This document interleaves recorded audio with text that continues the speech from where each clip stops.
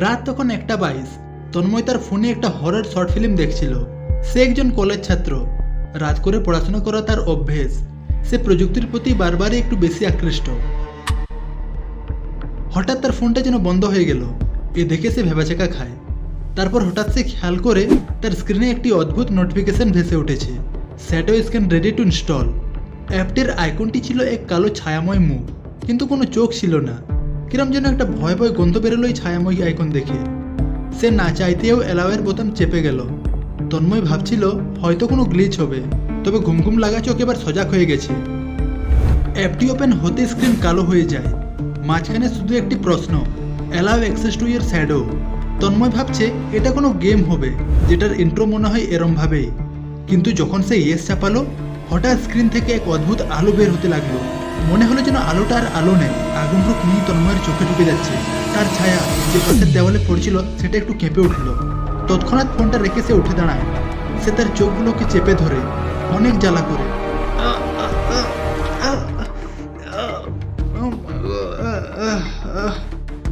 খানিকক্ষণ পর জ্বালা কমে। এই আবার কেমন আলো যা চোখে পড়তেই চোখ জ্বালা করতে শুরু করলো, তন্ময় মনে মনে ভাবছে। তারপর দেওয়াল দিকে যেই তাকায়, দেখে ছায়া যেন কাঁপলো। সে আবারও ভেবেচেকা খায় আর মনে মনে ভাবে, আমি ভুল দেখছি না তো? ছায়াটি 1 মিনিট অন্তর অন্তর কেঁপে উঠছে। তারপর হঠাৎ ফোন থেকে এক সাউন্ড এলো। তন্ময় ফোনটিকে হাতে নিয়ে দেখে ফোনের স্ক্রিনে একটি নতুন লেখা, ডাউনলোড 60%, শ্যাডো সাইনেক অ্যাক্টিভ। এবার তন্ময় বুঝতে পারে এটা কোনো গেম নয়। সে তৎক্ষণাৎ ফোন বন্ধ করার চেষ্টা করে এবং অ্যাপটি আনস্টল করতে চায়, কিন্তু অ্যাপ এখন আর ফোনে নেই।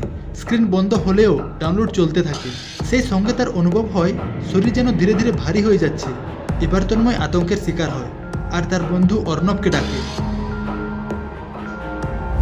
অর্ণব তার স্কুল বেলাকার বন্ধু, যে হ্যাকিং বিষয়ে অনেক কিছু জানে।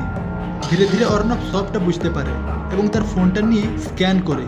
স্ক্যান করতে অর্ণব পায় শ্যাডো স্ক্যান নামের একটি অ্যাপ, যার নেই কোনো অস্তিত্ব গুগলে, এমনকি কোনো ফোল্ডারেও না। এ দেখে অর্ণবও ভেবাচেকা খেল, এমনটা তো হওয়ার কথা নয়। খানিকক্ষণ ডার্ক ওয়েব ঘেঁটে সে কিছু তথ্য পায়। কেউ কেউ এই অ্যাপটি নিয়ে রিভিউ দিয়েছে, কিন্তু তা তো বহু বছর আগে। তন্ময় তাকে বলে কি লেখা আছে ওতে পড়তে। একটিতে লেখা, my shadow is acting weird, I can't control my movement anymore. আর একজন লিখেছে, he came out of my phone, he is real. এই পড়ে অর্ণবেরও কিরম যেন একটা অনুভব হলো। সে তন্ময়ের ফোন তার হাতে দেয় এবং কিছু না বলেই ওখান থেকে চলে যায়। তন্ময়ের ব্যবহার দেখে আশ্চর্য হয়। সে মনে মনে ভাবে কোনো কিছু না বলেই চলে গেল। রাত বাড়তে থাকে, গন্ধও বেড়ে যায়। হ্যাঁ, এখন শুধু দেখতেই না, গন্ধও পাচ্ছে তন্ময়। এক ধরনের পোড়া প্লাস্টিকের গন্ধ পাচ্ছে। সাথে ওর মনে হচ্ছে এই গন্ধ তার নিজের শরীর থেকে আসছে। তার ছায়া আরও ঘন হয়ে যায়, যেন ছায়া নয়, একটা মানুষ। আবার এক আওয়াজ এলো ফোন থেকে, দেখে ডাউনলোড 96%, প্রিপেয়ারিং ট্রান্সফার।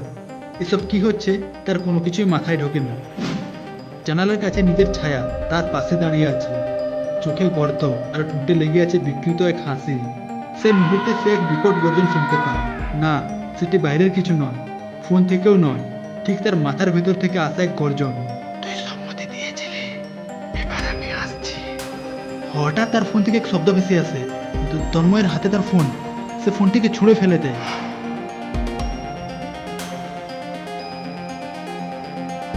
আর ফেলে দেওয়া মাত্রই সব আলো নিভে যায়। পুরো ঘর ডুবে যায় এক অদ্ভুত নীরবতায়। এরম ভয়াবহ অন্ধকার দেখে তন্ময় বিভ্রান্ত হয়ে যায়। সে আর কথা বলতে পারছে না। চোখের দৃষ্টিও কিরম স্থির হয়ে গেছে। তার ছায়া যেন নিজে থেকে নড়াচড়া করছে। হঠাৎই লাইট সব আবার জ্বলে ওঠে, কিন্তু চারপাশ যেন সম্পূর্ণ আলাদা হয়ে গেছে। সে দেখে দেওয়ালের এক জায়গাতে ফোনটি সেটে আছে, যেন কোনো আয়না। তন্ময় কাছে গিয়ে দেখে ফোনে লেখা, ডাউনলোড 100%। সে ফোনের অ্যালাউ স্ক্রিনে প্রেস করে, আর প্রেস করতেই এক আকৃতি ভেসে ওঠে, যেন কারো মুখ। ওর ওই হাসি দেখে তন্ময় কিরম যেন একটা হয়ে ওঠে। তার চোখ থেকে ঝরতে লাগলো ঠস ঠস রক্ত। তবে রক্ত আর পাঁচজনের মতো লাল নয়, কালো, যেন আলকাতরা। হঠাৎই এক রশ্মি ওই ফোন থেকে বেরোয় এবং তন্ময়ের চোখে গিয়ে পড়ে। পরের দিন সকালে অর্ণব তার বাড়ি আসে, আর এসে দেখে তন্ময় নিঃশব্দে বসে আছে খাটের এক কোণে। চোখ দুটো ফাঁকা আর মুখে কোনো অভিব্যক্ত নেই। সে অর্ণবকে দেখেও দেখে না, এমনকি তার ডাকে সাড়াও দেয় না। অর্ণব ফোনটিকে খোঁজে, ফোনটি বাড়ির কোথাও নেই। ওই অ্যাপটি এখন আর গুগল প্লে স্টোরে নেয়, কিন্তু কিছু কিছু ফোনে তা রাতের নির্দিষ্ট সময় নিজে থেকে ডাউনলোড হতে শুরু করে। কেউ জানে না কখন কে কার পরবর্তী ব্যবহারকারী। অর্ণব মনে মনে ভাবে, গুরুজন বাবারা ঠিকই বলে, খুব বেশি রাত পর্যন্ত ফোন চালানো উচিত নয়। কে বলতে পারে তন্ময়ের সাথে যে ঘটনা ঘটলো তা তোমার সাথে ঘটবে না। তুমি কি কখনো এরম অ্যাপ ডাউনলোড করেছো যা ডিলিট করা যায় না? কখনো কি তোমার চা একটু বেশি নড়ছে বলে মনে হয়েছে? মনে তাদেরই হয় যারা গভীর রাত পর্যন্ত ফোনের সাথে যুক্ত থাকে। না, এ ভুল করো না যে ভুল তন্ময় করেছে, নইলে তোমার সাথে কী ঘটবে কেউ বলতে পারে না। আর একটা কথা, যাওয়ার পথে লাইক আর সাবস্ক্রাইব করে দিয়ে যেও।